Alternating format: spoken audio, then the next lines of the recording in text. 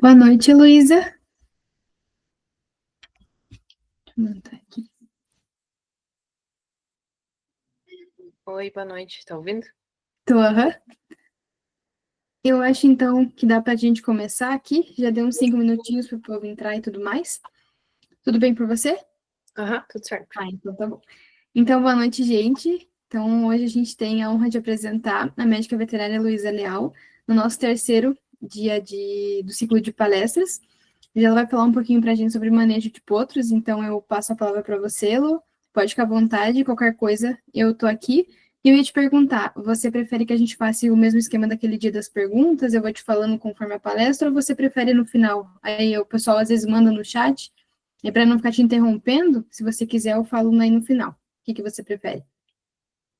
O que for melhor pra mim, tanto faz. Ah, então tá. Dependendo do assunto, assim, então eu falo para você daí. Isso. Beleza? Só lembrar como é que partilha aqui. Uhum. Então, Beleza. achei.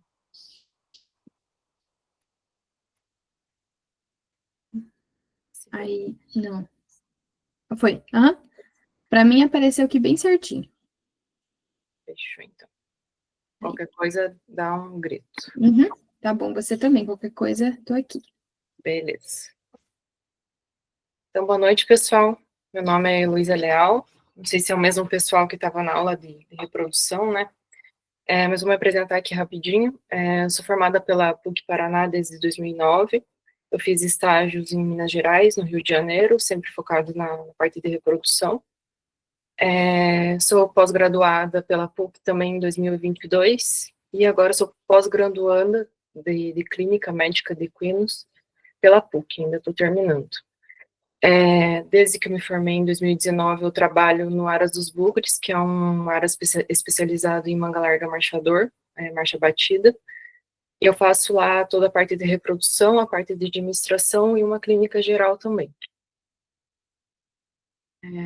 Falar um pouquinho sobre o que a gente vai falar hoje, né? A gente vai falar um pouquinho rapidamente sobre a vacinação, sobre a placentite, o parto, endocrinologia e maturação fetal.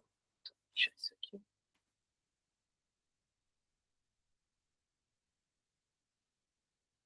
Ai, ai, ai. Avaliação da placenta, classificação do neonato, comportamento, né, dos potros depois quando nascem, protocolo de adoção e também as principais afecções que a gente vê em neonatos, né, e potros também. Então, falando sobre a vacinação, o que a gente faz na tropa inteira, uma vez por ano, a gente faz raiva, tétano, influenza equina e leptospirose, em animais de pista, a cada 6 meses, não é via de regra isso eu faço lá no Aras, tem alguns Aras que fazem uma vez por ano, também pode ser, mas como os animais de pista saem muito para exposições, tanto aqui no sul do Brasil, quanto Minas Gerais, São Paulo, Rio de Janeiro, eu prefiro fazer a cada 6 meses a Lepton, né, que pega tétano, influenza, herpes, sinopneumonitis e encefalomielite.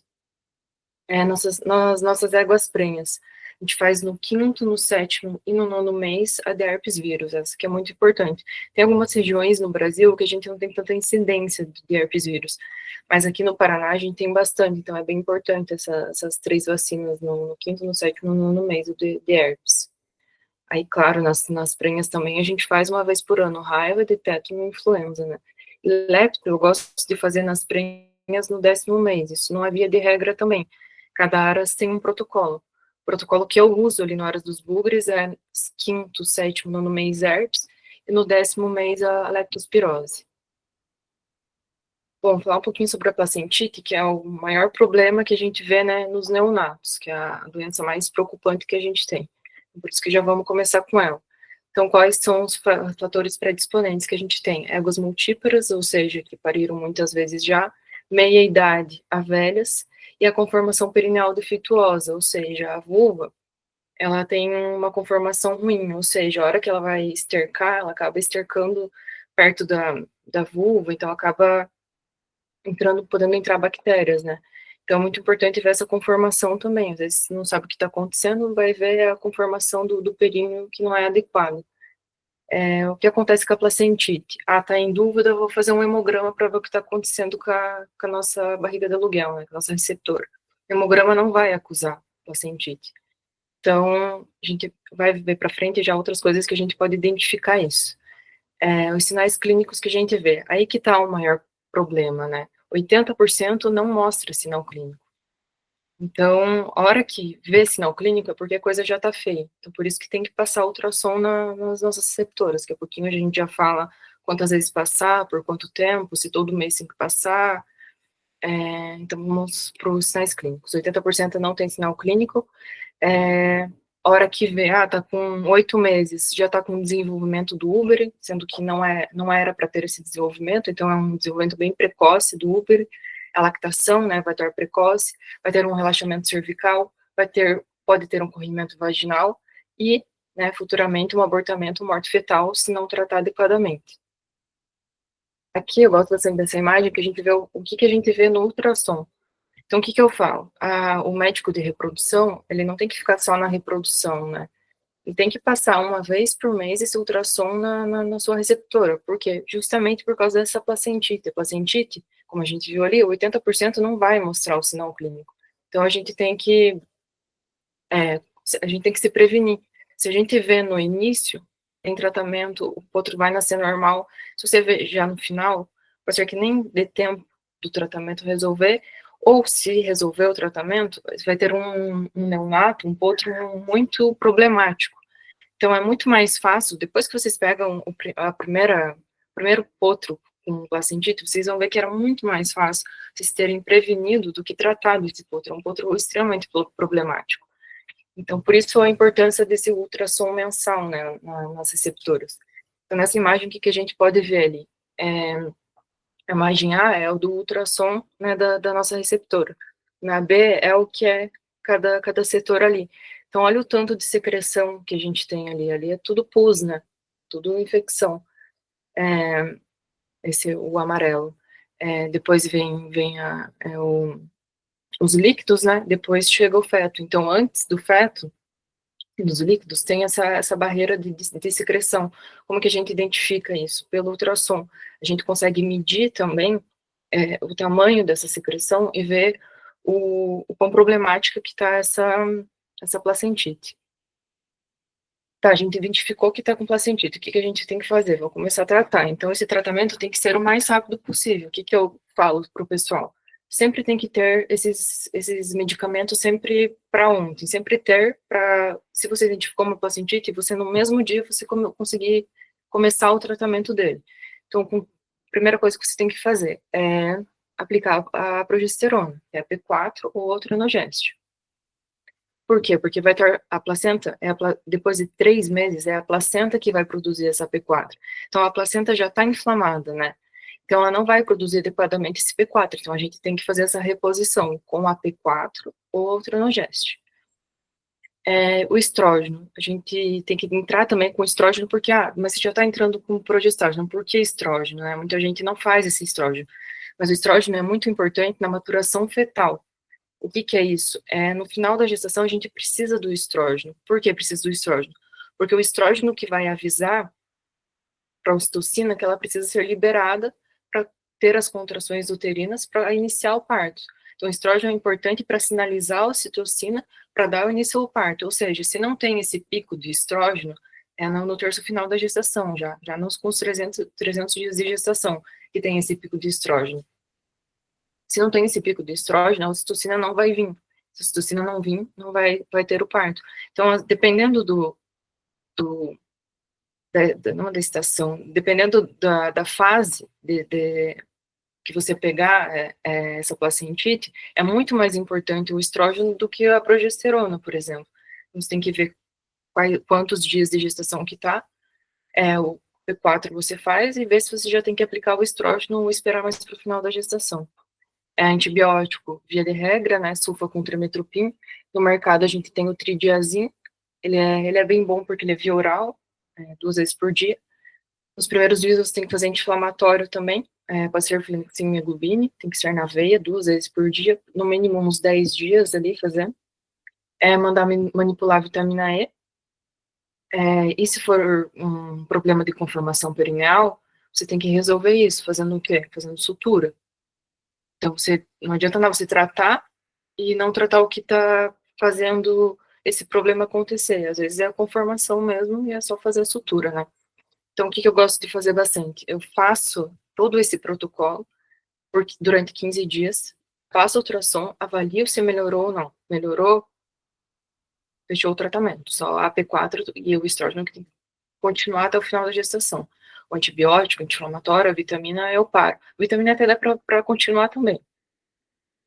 Não resolveu, mais 15 dias de tratamento com antibiótico. Deu 15 dias, avalia novamente. Se não resolveu, já deu 30 dias de tratamento. Aí tem que entrar com refloxacina. Refloxacina é o antibiótico mais forte, né? Então eu não gosto de usar, mas nesse caso, 30 dias de tratamento com o tridiazin não deu efeito, tem que entrar com a refloxacina. Bom, vamos falar um pouquinho sobre os sinais pré-partos fisiológicos. A égua começa com o relaxamento da vulva e o edema ventral. No terço final da gestação, elas dormem mais e ficam mais quietas. Porém, 1 ou 2 dias antes, elas ficam bem inquietas. Como que eu prevejo que o potrinho vai nascer naquele dia? A gente tem essas fitas de pH que são importadas dos Estados Unidos. O pH normal, isso é do leite, tá, gente? pH normal do leite é de 8 a 8,5. Nas últimas semanas de gestação, esse pH baixa para 7 a 8,5. 12 horas a 1 hora antes do parto, esse pH, ele dá uma queda bem brusca.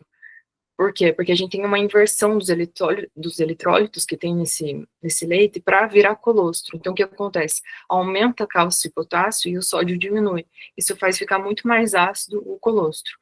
Então, pingando essa gotinha nessa fita, aí tem a guia, né, na fita, falando, você coloca uma fita colorida, ele te indica qual que tá o pH. Se deu 6,5, é porque ela vai nascer no dia.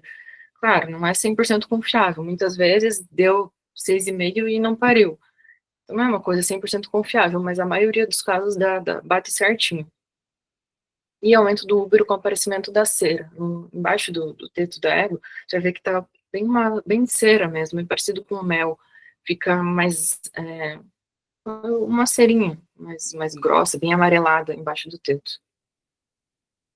Mas a gente tem as éguas primíparas, né? As primíparas são as que estão parindo pela primeira vez. As primíparas, elas não seguem um padrão, então sempre é uma incógnita. Então, é sempre bom você deixar anotado, essa é uma égua primípara, então você tem que separar antes, você tem que olhar mais essa égua, porque elas não seguem nenhuma regra. Local do parto, então, vai depender muito da estrutura que o Aras vai te oferecer, né? Se ele tem baia, tem que ser uma baia grande, no mínimo, eu gosto de 5x5. Tem áreas que tem 4,5 por 4,5. Acho que 5%, 5x5 é uma baia bem boa. Mas também não adianta colocar a receptora e o potrinho para nascer na baia e a receptora odiar ficar na baia. Então vai ter que ver o temperamento da égua também, se ela vai aceitar ficar na baia. A cama não pode ter aptidão para comer, né? Ideal trocar tudo em cada parto e cuidar com a parede. Bom, se não tem baia ou a receptora não se adaptou à baia, faz em piquete. Esse piquete tem que ter uma boa cobertura vegetal. Sempre tem que recolher a placenta, não vai deixar a placenta lá no piquete, né? Que é uma contaminação de bactéria imensa. Não terrar perto do piquete também, senão pode vir bactéria pro piquete, que é de parto, né? O que eu gosto de fazer também é recolher sempre as fezes, porque fezes ali vai ter multiplicação de bactéria. Isso para dar diarreia num potrinho com certeza pode dar. Então, o que eu gosto de fazer? É sempre pedir pelo menos uma vez ao dia pro caseiro recolher todas as fezes que ficarem, tanto da receptora quanto do potrinho. Isso ajuda muito para evitar diarreias futuras. Dá para a gente colocar cal também para ajudar na prevenção de bactérias. E não deve nascer no barro, né? Cuidar com cerca. Às vezes, um piquete não muito grande, a égua vai parir bem perto da cerca. Então, o que acontece?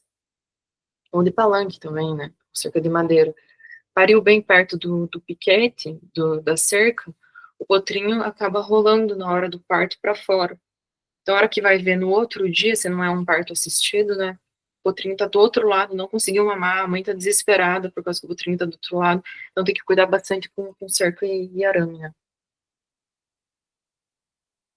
Bom, agora o parto assistido, né, depende muito da raça, tem raça que não precisa, que nem a raça que eu trabalho, que é uma manga larga marchadora, eu não faço nenhum parto assistido e eu nunca tive problema com parto.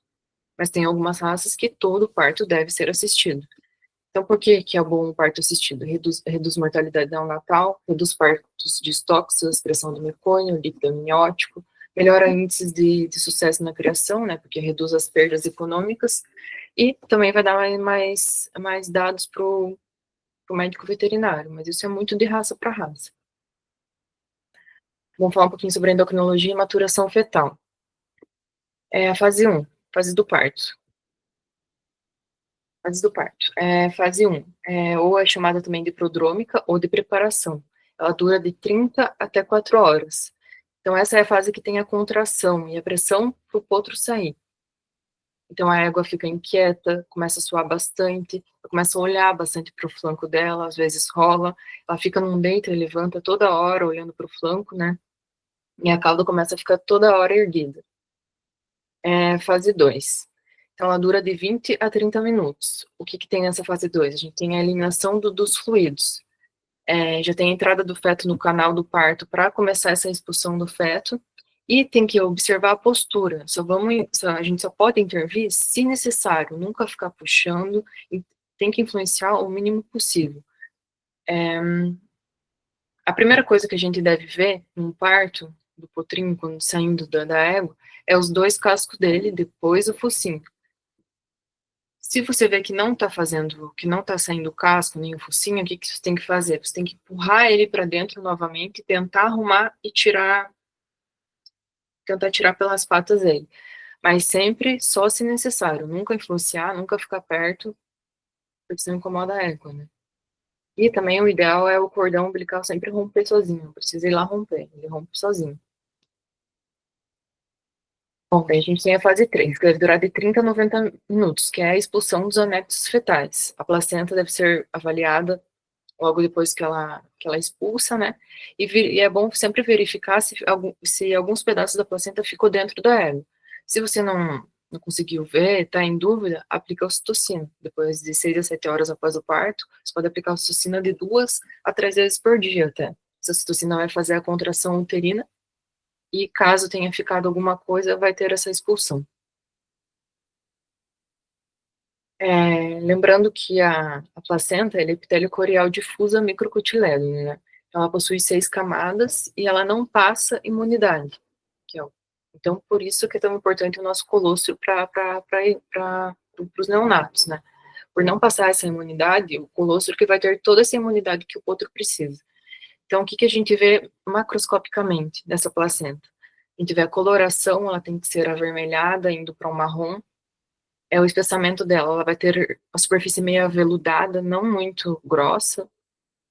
A integridade, presença ou não de placas ou secreções. A gente já vou mostrar foto para vocês da placenta, de como avaliar ela, tá? Por que é importante, né, olhar essa placenta?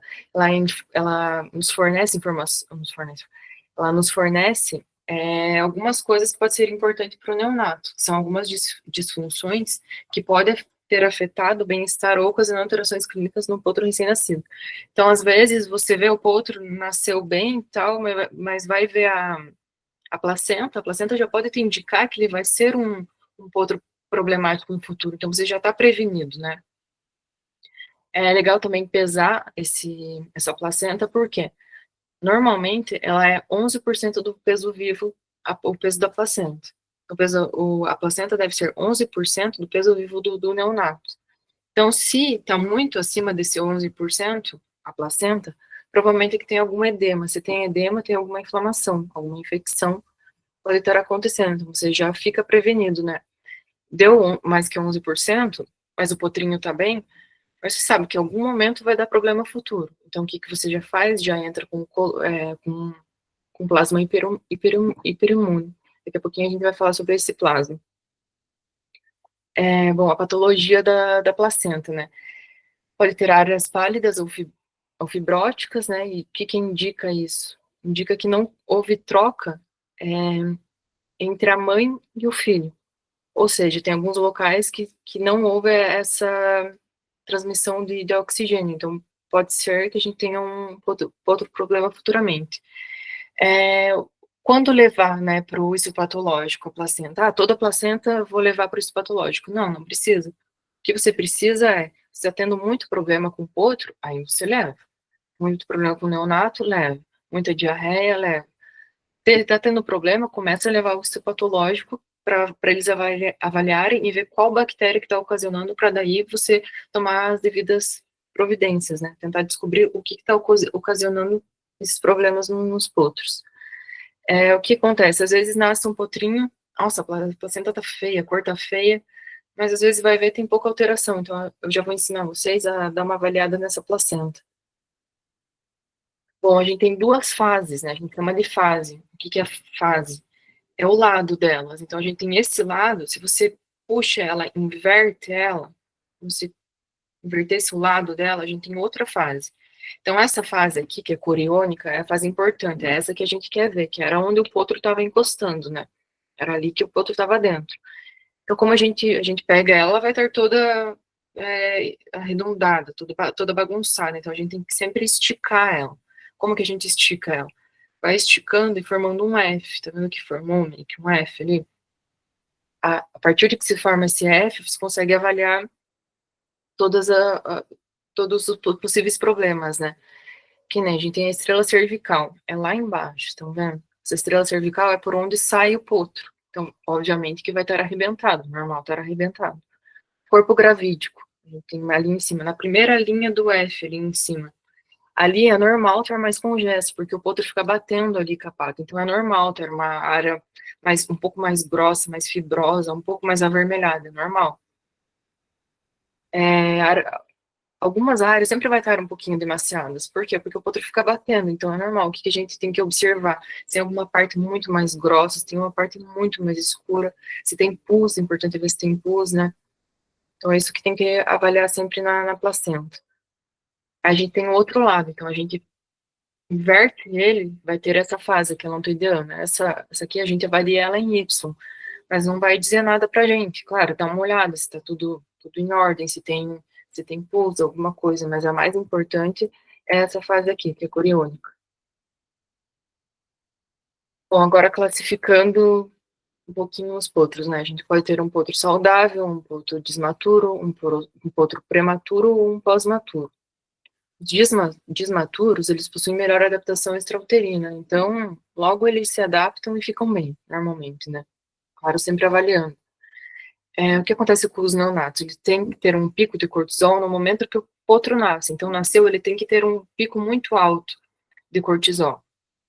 Por quê? Porque ele precisa se mexer, ele precisa ir atrás do mamar, ele precisa tirar a placenta dele. Claro, a mãe ajuda, mas ele também precisa se virar um pouquinho, precisa levantar. Então, por isso que precisa desse pico de cortisol para ele. O que acontece nos nossos potros prematuros?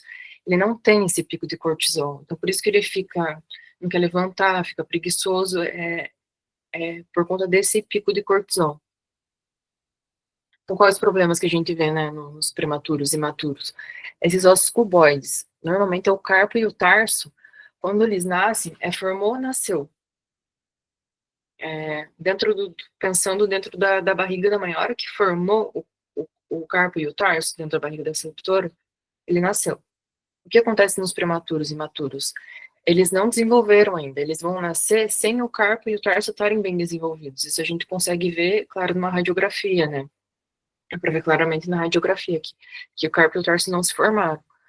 E a permanência das cápsulas decíduas. Cápsulas decíduas é isso que a gente está vendo aqui na imagem. Todo potro nasce com essa cápsula decídua. Que é porque dentro da placenta ele não pode ter o casco duro, porque senão ele acaba rasgando a placenta. Então, por isso que ele tem essa cápsula, depois que ele entra em contato com o oxigênio, com o chão, ela vai endurecendo e vira casco. Mas o que acontece com os imaturos? Ele continua com essa cápsula decídua, ela fica bem molinha e fica desse jeito como está na imagem. Eles também têm flacidez de lábio, orelha e língua. Bom, a gente tem esse índice aqui que se chama índice de Apgar. Nele a gente dá pontuação para os potros, né? Conforme o pulso, o tônus muscular, a respiração, os estímulos nasais e as mucosas. Então, você vai anotando do lado quantos pontos ele recebeu. Dependendo dessa pontuação, você vê o grau de hipóxia que está esse neonato. Se ele receber de 1 a 4 pontos, hipóxia severa. 4 a 6, hipóxia moderada. De 7 a 10 é um potro normal. Então, é só seguir essa tabelinha e dar as notas, a nota para o neonato. Sequência de eventos pós-nascimento. Então, ele tem que ficar em decúbito external em 5 minutos. Então, nasceu, ele tem que ir direto para decúbito external. É o reflexo de sucção, que é o reflexo de mamar. Ele tem que ter em 30 minutos. Tempo para levantar. Ele tem até 1 hora, de 30 minutos a 1 hora para levantar. Tempo para mamar. 2 horas para mamar, no máximo, né? Eliminação do mecônio. 1h30. Mecônio é as primeiras fezes do neonato. É o tempo para urinar. Ele tem 10 até 12 horas para urinar. Qual que é o comportamento, né, de um potro? Eles são normalmente inquietos e curiosos. Os quietos demais, provavelmente eles possuem algum problema. Então, os que estão muito reclusos, não gostam de correr, não gostam de bagunçar, tem que ficar de olho, que provavelmente ele está com algum problema. Observar sempre se ele está mamando bem e o tamanho do teto. Então, às vezes, tá fazendo barulho, pronto. Não, você tem que ver se ele está engolindo bem. Às vezes isso é o barulho, às vezes ele não está engolindo, não está saindo o leite, né? O tamanho do teto da égua é importante porque tem algumas que não produzem leite suficiente. Então, se você vê que ela não está produzindo leite, a gente tem uma fórmula para mandar manipular que vai aumentar bastante essa produção de leite da égua. Observar sempre o modo dele andar, e a gente tem esse padrão SSTR, que é levantar, mamar e dormir deitado. Então, isso que o potro tem que fazer. Ele tem que levantar, correr, brincar, ele tem que mamar sozinho e ele tem que dormir bastante também nos primeiros dias de vida. E, né, muito importante, é a cura do umbigo. No primeiro dia de vida, a gente faz com o iodo 10%. Só no primeiro dia. Depois a gente vai para o iodo 5% até cair o umbigo. Por que eu não posso? Não, mas eu quero fazer melhor aqui no Aras, eu vou ficar fazendo com iodo 10%. Não pode fazer com iodo 10%. O que acontece? O iodo 10% é muito forte. O que acontece? Vai acabar rachando esse umbigo, e se racha, pode haver entrada de bactérias, aí acontece problemas, né? A gente vai ver os problemas que podem acontecer por não cuidar da cura do umbigo corretamente. Então, só no primeiro dia, iodo 10%, que é para dar aquela queimada forte, depois de iodo 5%, que não queima tanto, para não ter problema com possíveis rachaduras, né, no umbigo do potro. Tem alguns lugares que passam spray prata também, em vez do iodo 5%. Eu gosto mais do iodo 5%, quando eu faço certinho no cronograma. Primeiro dia 10%, depois de 5%, até cair bem certinho o umbigo, não tem problema. Bom, a gente vai falar um pouquinho mais das principais afecções que a gente encontra nos neonatos, né? Pode ser a falha da transferência de imunidade passiva. Então, o que causa essa falha na imunidade, né? Que vai passar para o potro? Qualidade do colostro, às vezes a égua produz um colostro de muita má qualidade. Ausência de reflexo, ou seja, ele não tem reflexo para mamar. Acidentes do nascimento, como eu dei aquele exemplo da cerca, por exemplo, nasceu perto da cerca, caiu para o outro lado, teve acesso à mãe para mamar, ou acabou se cortando, ou o cachorro mordeu, né? E algumas falhas na ingestão, né? Bom, como é que a gente faz esse diagnóstico? Ele não recebeu essa imunidade passiva. A gente pode fazer pelo método de ELISA, ou atorvação de sulfato de zinco, ou imunodifusão radial simples. Qual é o tratamento? É você ter o colostro, daqui a pouquinho a gente vai falar sobre o banco de colostro que a gente tem que ter nos aras, né? Então, ter esse colostro para repor, e ter o plasma hiperimune, que você pode fazer na hora, ou também ter um banco. Daqui a pouquinho a gente fala um pouquinho mais sobre o colostro e sobre o plasma hiperimune. Então, agora sobre o colostro. Por que é tão importante, né, o colostro? O pico de absorção é de 8 horas. Então, lembra que o potro nasce, ele não está com imunidade. Então, ele precisa do colostro para ter a imunidade. Olha o tanto de coisa que ele vai receber no colostro. São as imunoglobulinas IgG, IgA, IgM, proteína, carboidrato, vitamina e eletrolítico. Mas por que ele precisa receber no máximo 8 horas esse colostro? Até menos, né? Em 2 horas ele tem que mamar. Porque em 8 horas é um momento que o intestino está, eu chamo de aberto, não é aberto, mas é que ele faz a absorção por pinocitose. Então, o intestino ele ainda não está 100% formado. Então, ele recebe o colostro por pinocitose. Então, a absorção é totalmente diferente de um neonato. As primeiras horas de vida, a absorção do intestino é totalmente diferente para depois que o intestino delgado já está pronto. Então, por isso, a importância do colostro.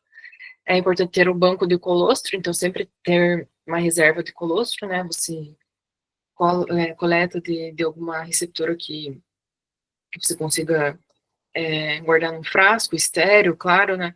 Depois você congela. Para descongelar, você deixa na 37 graus, mas não pode ficar alterando na 40, 35. Tem que ser exatamente 37 graus para descongelar ele.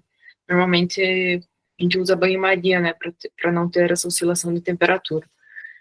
O ideal é 300 ml por hora, que nas primeiras 12 horas ele mame no mínimo 3 litros. Como que eu sei sobre o colostro? Se ele ingeriu o mesmo colostro, se o colostro é de boa qualidade. A gente tem o refratômetro. Esse refratômetro é essa imagem que está ali embaixo. É um aparelhinho que a gente vê o percentual de proteínas que tem no colostro. O ideal é que sempre tenha mais que 20%. A gente coloca uma gotinha ali e lê. Na hora da leitura, ele mostra aquela reguinha que tem ali na imagem. Então, nessa imagem, ele mostra qual o percentual de proteína que tem nesse colostro. Então, é o ideal que tenha 20%. Por isso, a importância também do banco de colostro no Aras. Se você não tiver o refratômetro, você já dá uma olhada a olho nu, olha a diferença do leite e do colostro. O colostro é muito mais amarelado, muito mais grosso, o cheiro é muito mais forte do que o leite, né? Você não viu a égua parir, você está com medo que o potro não tenha ingerido o colostro adequadamente, faz o teste IgG. O teste IgG sempre tem que ter de emergência no Aras. Que é para quê? Para você ter certeza que se ele recebeu o colostro. Ele é bem simples, vem todo manual ali, você coloca uma gotinha, tem os diluentes ali, você tem que colocar em cima do leite esses diluentes, mas ele aparece bem simples de realizar esse IgG check. Agora falando sobre o plasma. A gente chama de plasmaterapia ou soro hiperimune. Como que a gente consegue esse plasma? O plasma a gente tira o sangue de um animal adulto, vacinado, né, tudo certinho, saudável, e deixa decantar. Embaixo vai ficar as hemácias, em cima fica o plasma hiperimune. A gente não precisa mandar hemácias para o potro, até porque daí o risco de choque é muito maior. Então a gente quer esse plasma.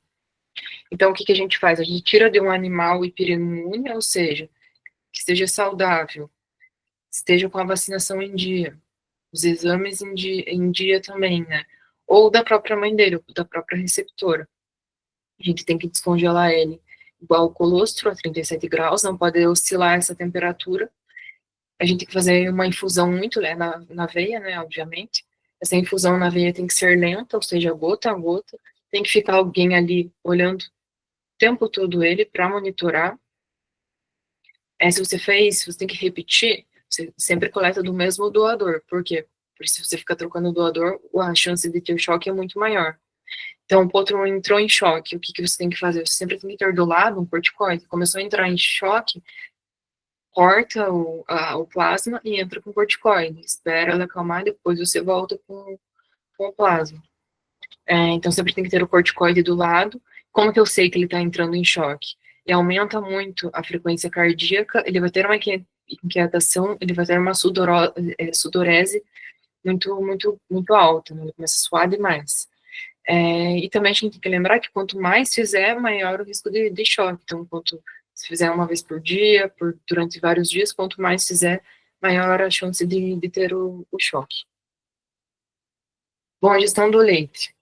De preferência, tem que ser por mamadeira, né? Ou ele está sem reflexos de sucção, vai por sonda. Mas a sonda, se você for passar a sonda, você tem que deixar ela fixada, porque se você toda hora que for dar mamar passar essa sonda, vai acabar machucando o potro. Aí, em vez de você resolver um problema, você está criando outro, né? Então, colocou a sonda, sempre suturar, fazer uma sutura para deixar aquela sonda fixa. Sempre tem que lembrar também de alimentar ele sempre em decúbito external. E em áreas grandes também, é sempre bom ter o banco de leite, assim como o colostro que a gente falou. Então, é sempre bom ter banco de colostro, leite e plasma hiperumum.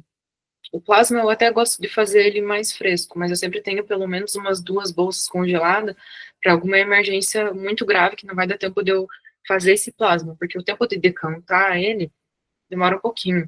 Então, você coleta, vai ter o sangue total. Você tem que esperar ali no mínimo 1 hora, 40 minutos, 1 hora, para fazer essa decantação, para as hemácias irem para baixo e o plasma ficar em cima.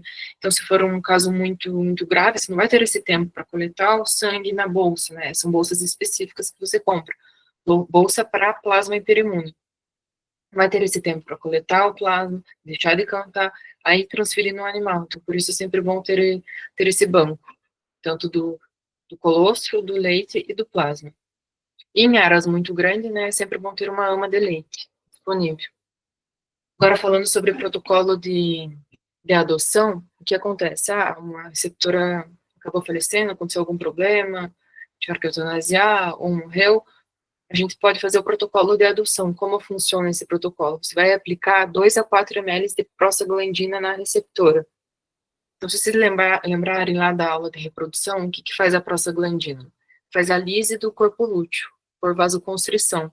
Então, o que acontece? É como se desse uma cólica muito grande na receptora. Então, é tanta cólica, que ela acha que ela está entrando em trabalho de parto. Na reprodução, para quebra do corpo lúteo, que é onde a gente utiliza a prostaglandina, a gente usa até 1,5 no máximo a prostaglandina, já vai fazer, vocês já vão ver que a água já vai suar, já vai ter uma cólica. Não sei se vocês lembram da aula da reprodução, eu falei para vocês, sempre longe, sempre aplicar a prostaglandina longe das refeições, né, que pode acabar ocasionando cólica. Nunca deixar tá um dia muito calor, 35 graus. Deixa para fazer final da tarde, ou deixa para fazer bem de manhãzinha, porque tem risco de cólica mesmo. Então, a gente vai, com o protocolo de adoção, a gente vai induzir essa cólica. Para quê? Para ela achar que ela tá parindo, né? E meio que enganar a receptora.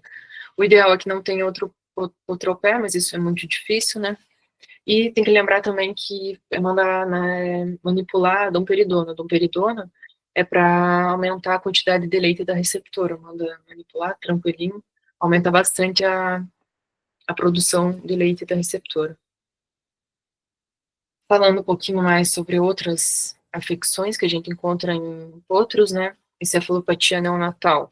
O que é? Ela não é infecciosa, ela é pós-parto imediato e ela é diferente da meningite. Então, se ela não é infecciosa, não vai sair no hemograma, assim como a placentite.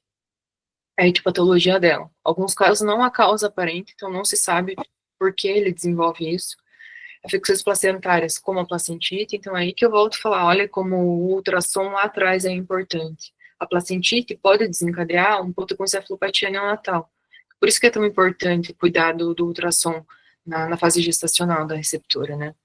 Ou então pode ocasionar também, se encefalopatia, eventos peripartos, como, se estressou demais, parto distóxico, um potro muito prematuro, também pode ocasionar essa encefalopatia. Mas o que é essa encefalopatia, né? O animal vai ficar muito sonolento, vai ter deambulação sem destino, ou seja, vai caminhar sem destino, vai vocalizar muito, vai ter distúrbios comportamentais, podem ter convulsões, o pistótono, protusão da língua, o sistema renal, nervoso, gastrointestinal, hepático, respiratório, circulatório vai estar todo alterado. Então, é um potro extremamente problemático. Como que a gente vai tratar, né, ele? A gente vai ter que ver quais órgãos que são afetados, para a gente começar a tratar cada órgão individualmente. E vamos tentar descobrir de onde que veio, né, essa encefalopatia. Tem que descartar infecções, às vezes passando infecções, né, entrar com fluidoterapia, nutrição, e o plasma hiperimune também é muito importante aqui. Outra afecção, septicemia. Então, o que causa septicemia? Pode ser uma artrite séptica, uma pneumonia, uma onfalite ou uma enterite. Então, aqui a gente tem uma tabelinha das principais bactérias que causam a septicemia. Nos equinos, a principal é a Escherichia coli, né? E o Staphylococcus, de grau negativo, é o Escherichia coli, e o de grão positivo é o Staphylococcus. Os sinais clínicos da septicemia. Ele vai ter com uma hipoglicemia, vai ter banda coronária, vai ter lesão nessa banda coronária. Banda coronária, não sei se vocês já tiveram anatomia, mas é onde junta a parte da pele com o casco. Então, bem nessa junção, vai ter alguma lesãozinha ali. É bem normal outros com septicemia ter essa lesão na banda coronária. Vai ter diarreia, taquicardia e taquipneia, estase intestinal, refluxo, então o intestino não vai funcionar bem, sem reflexo vai começar a parar de ter reflexos de sucção, ou seja, vai parar de mamar, aí o problema fica muito maior. Muito importante é o uveíte também, você vê um potro com uveíte, pode apostar que ele vai ter uma septicemia grave, então viu o uveíte, já faz um hemograma para ver de onde que está vindo essa septicemia, já começa a correr atrás de onde que está vindo essa infecção. E o hipópneo, que é o pus na câmara anterior do olho. E as mucosas vão ser hiperêmicas. Como tratar, então? Vai ter que controlar a infecção, né? Ver qual bactéria que está causando para administrar o antibiótico recomendado. Cuidar bastante da respiração dele e da nutrição. Não está mamando, tenta mamadeira. Não está na mamadeira, vai para a sonda. Tá querendo ração, suplementa com ração. Antibiótico terapia. Normalmente, o que a gente usa, né, é micacina com ampicilina, mas isso tem que ver também se não tem resistência nem nada. Fazer anti-inflamatório. Plasma é muito importante aqui também, é o momento que ele vai precisar do plasma. Fluido também, né, porque provavelmente ele vai parar de mamar, então tem que entrar com fluido. O ambiente tem que ser bem controlado, porque qualquer outra infecção vai piorar ele, porque a bactéria nova vai acabar piorando a situação dele. A sondagem, né, caso ele pare de se alimentar, e protetores gástricos também, porque olha o tanto de coisa que a gente vai entrar com ele, né, tem que proteger o sistema gástrico dele. E nossa última infecção é a diarreia, né, diarreia que é tão preocupante dos aras. Então, lembra que eu falei para vocês lá atrás, como prevenir uma diarreia? Sempre cuidar, voltamos para falar lá da placenta, sempre cuidar com a placenta, não deixa a placenta jogada, não deixa os cachorros comerem a placenta, não enterra perto do piquete de parir, né, o piquete onde as éguas vão parir, não enterra ali perto, não deixa os corvos comerem. Outra coisa, sempre limpar esse piquete neonatal. Se vai parir em baia, sempre limpar a baia, queima, dá pra gente queimar, dá pra jogar cal, sempre fazer uma limpeza, joga a cama, troca sempre a cama. É isso que previne uma diarreia. Você tem que sempre, diarreia, você tem que evitar tratar, você sempre tem que prevenir. Esse é o maior segredo que eu falo lá no Aras, né? Quando eu entrei no Aras, o que tinha de diarreia, não tinha um potro que não tinha diarreia, mas o que era? Não estava prevenindo, né? O que adianta daí entrar com antibiótico? O potrinho mal nasceu, já entrar com antibiótico. Isso acaba com a flora intestinal do potrinho, a gente pode ter outros problemáticos futuramente, vai ter um desenvolvimento também menor, dependendo de quanto tempo que você tem que usar o antibiótico. Então, diarreia, o segredo é sempre prevenir ela. A gente tem a diarreia do cio do potro, que agora a gente está vendo alguns artigos que não é o cio da égua, né, que vai fazer com que o potro tenha diarreia, não é o cio que vai fazer o potro. É aquele momento, de 8 a 10 dias, ele tem uma modificação no intestino que faz ele ter essa diarreia. Então, já mudou isso. O potro tá com diarreia porque a água tá no cio. Hoje, há pouco tempo, que saiu esse artigo falando, não é por causa que a égua tá no cio que ele vai ter diarreia, mas sim é um momento natural ali de uma troca do intestino tá se formando que dá essa pequena diarreia, né? Normalmente é com 10 dias que ele tem essa pequena diarreia. Então, cuidar bastante do ambiente. O que acontece? Tem um potro com diarreia, é o piquete dos potros. Tem um potro com diarreia, tira ele correndo de lá, porque para passar diarreia é muito rápido. Então, tá com diarreia, separa. Bota em outro piquete, depois vamos tratar esse piquete para não ter problema. Então, sempre cuidar também bastante com febre, potro com diarreia, Sempre tem que ficar medindo a temperatura, eles são muito sensíveis com a temperatura, então às vezes se você não tá ligando para a temperatura, 3 dias, um potro com febre, você vai perder 2 dias, às vezes, dependendo da febre, né? Então você sempre tem que estar sempre cuidando com a temperatura do animal. O que eu gosto bastante é sempre começar com probiótico, que é lactobacillus, né? Começa com probiótico. Tenta reverter isso dessa maneira, não já entrar com antibiótico. Vamos tentar, tá com diarreia, tá, mas vamos ver, qual piquete ele tá? Ele teve algum problema na gestação? Aí recolhe informações vendo se a mãe dele teve placentite, se teve algum problema gestacional, né, que às vezes não é só uma diarreia. Lembra que a gente teve umas afecções lá que pode dar diarreia, então a gente tem que ver se não tem outros problemas, que a diarreia só é uma consequência. Então, sempre é fazer probiótico antes. Não resolveu? Aí entra com antibiótico. E sempre cuidar da febre dele. Antibiótico tem que tomar bastante cuidado, né? Com neonato, principalmente. Gentamicina é neurotóxico. Eu sempre gosto de começar com ampicilina. Ampicilina é tranquilo, é uma dose única também. Então, é mais tranquilo. Mas eu sempre começo, pelo menos, claro, tá com muita febre, tu fiz 2 dias, não resolveu nada, o probiótico, aí eu entro com antibiótico. Mas não tá com febre, tá tranquilinho, tá comendo, tá mamando, tá brincando, só no probiótico. O probiótico normalmente já resolve. Aí que tá um dos grandes problemas também. Os veterinários têm preguiça de tratar com probiótico. E demora mais para fazer efeito e tudo mais, tem que dar 2 vezes por dia. É chato, mas para você ter uma resistência com antibióticos futuramente, o problema vai ser muito maior. Então, sempre começar com probiótico, depois não resolveu, ou a febre está muito alta, aí você vai para antibiótico. Outra coisa que eu cuido bastante no Aras é com calor e chuva, né? Um potro está com diarreia, é um dia de calor, você tem que deixar ele na sombra. E se é uma diarreia leve, se ele ficar no calor, essa diarreia vai piorar. E ele vai ficar com febre também. Se é um dia com muita chuva e ele tá com uma diarreia leve, vai piorar essa diarreia. Então ele tem que ir para baixo.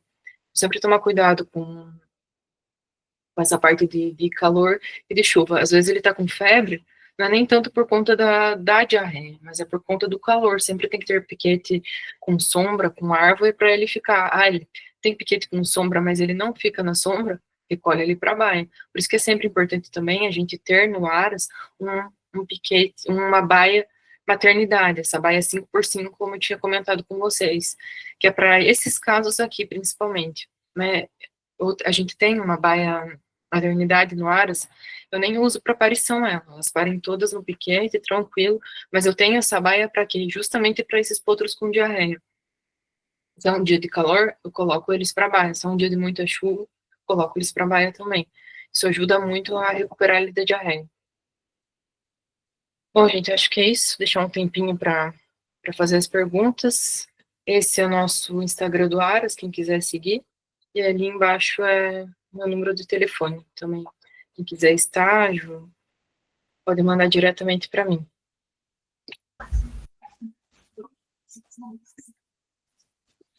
Eu vou ler então, Elo, as perguntas que tem aqui no chat. Então, a primeira pergunta é: quais as diferenças de manejo do potro órfão e do potro recém-nascido ao pé? Tá, então assim, o órfão, normalmente ele vai estar com o irmão postiço dele, né? Então, o que a gente tem que tomar muito mais cuidado? É com a alimentação dele. Então, lembra de sempre mandar manipular domperidona para a égua produzir mais leite e já entrar com uma suplementação, que é a ração para potros, né? Ração específica para potros. É legal também sempre dar separado essa ração. Você vê se eles estão comendo individualmente. A mãe come a ração para adulto dela, o primeiro potrinho come a ração dele e o segundo potrinho come a ração dele, né? Você vê se eles estão comendo bem também. Então, essa é a maior diferença. Uhum. Outra pergunta. Em potros órfãos, qual substituto lácteo a doutora considera mais eficiente em termos de digestibilidade e crescimento? E, além disso, há alguma adição importante que faz na sua rotina, como probióticos ou enzimas? Uhum. Então, a primeira pergunta era... tem um... Eu já usei um É LAC alguma coisa. É um pote bem grande, azul. É o único que tem para vender no mercado. Ele é o substituto, né, que a gente tem. Mas o que eu vejo, assim, eu já tive um potro órfão lá no Aras, ele tinha 1 mês e pouquinho, infelizmente, né? Eu não fiz o protocolo de adoção porque eu não tinha égua também, não tinha égua lá, estava em lactação, eu não tinha outra. Então, ele foi o meu primeiro potro da estação, então não tinha como fazer o protocolo de adoção. Ele era muito brabo também, ele era meio arisco e tudo mais. Então, o que eu fiz? Ele já estava comendo ração. Nos primeiros dias eu dei a mamadeira para ele, com esse suplemento. Depois eu até vejo e mando direitinho, que agora eu não me recordo o nome, mas é o único que tem no mercado para comprar. Na primeira semana eu fiz essa mamadeira nele e já fui adaptando ele à ração de potros. Depois de 1 semana ele já estava super adaptado com ração de potros, e aí foi embora. Coloquei alfafa para ele, né, à vontade. Alfafa que tem mais proteína do que o feno, né? E a ração de potro para ele. Fui avaliando o crescimento dele. Ele foi um potro tranquilo, mas o que você tem que tomar cuidado no tamanho dele, né? Se ele começar a ficar para trás das mesma idade dele, você tem que adicionar lisina, né? A lisina vai ajudar ele a crescer, né? Senão ele pode ser que fique menorzinho. Mas normalmente eles são bem tranquilos. Com 2 meses assim, eles pegam a ração do manga larga marchador que eu tô falando, né? Que eu sou do manga larga, mas o manga larga, com 2 meses, eles já pegam tranquilo a ração e já se viram bem sozinhos. E a segunda pergunta dele era, além disso, é importante que faz alguma adição importante para fazer rotina como probiótico. O que eu falei, o mais importante é nas prevenções, né? Que nem da placentite é ultrassom mensal. Eu faço, a Cami até ficou lá comigo, né? Eu faço certo 1 vez por mês, faz o ultrassom mensal, eu vejo todas as receptoras, passo uma por uma, com calma, vejo se tem, pelo menos, um indíciozinho de endometrite, já fica o alerta para todo mês a gente passar. E nos potrinhos, principalmente, é a prevenção de diarreia, né? Que é os maiores problemas que a gente tem. Preveniu a diarreia, não faz um antibiótico, entra com probiótico, né? Vai embora. Eu achei sensacional isso de você passar todas elas, achei muito legal. Para realmente, igual você falou, né? Prevenir. É melhor passar todas elas do que, tipo, não vou passar e daí acontece, você vai descobrir lá quando o estágio já está mais avançado, né? Exatamente. Depois que o estágio está avançado, é muito mais fácil você cuidar de uma endometrite inicial do que uma endometrite já fixa, né? Ou de um potro que acabou ficando com sequelas de uma endometrite. Depois que você pega um potro com endometrite, eu peguei. Quando eu cheguei no Aras, o Aras era mais bagunçado e tudo mais, não tinha um veterinário fixo lá. Então eu peguei muita diarreia e muita endometrite. Então os potrinhos que eu fui cuidar, eles deram muito trabalho. O primeiro ano de lá eu me prometi, eu falei, eu vou cuidar para não ter esse problema, porque a prevenção é muito melhor do que o tratamento da endometrite. Exatamente. Pessoal, vocês têm mais alguma pergunta? Se alguém quiser também ligar o microfone e perguntar, fiquem à vontade. A gente tá com um tempinho legal para perguntas. Eu também tenho seu contato, né, Lô?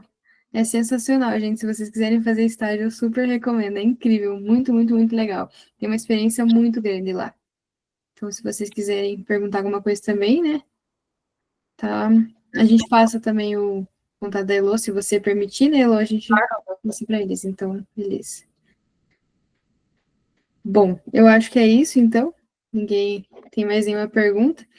Então, Elô, a gente agradece muito, muito mesmo. Eu tenho certeza que foi sensacional. A gente teve uma base super legal de como que funciona o manejo dos potros.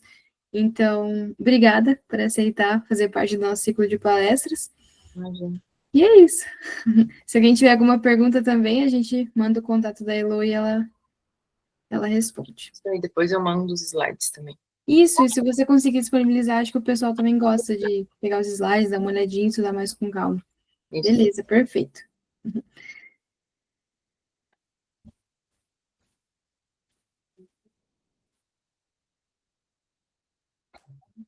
Então, acho que não tem mais nenhuma pergunta, né? Não, acho que não, Elo, acho que tá tranquilo. Mas se alguém tiver alguma pergunta, também me mandar para algum de nós, eu encaminho para você, daí a gente encaminha para a pessoa também. Beleza? Obrigada. Tchau, gente. Obrigada. Tchau, tchau, Elô.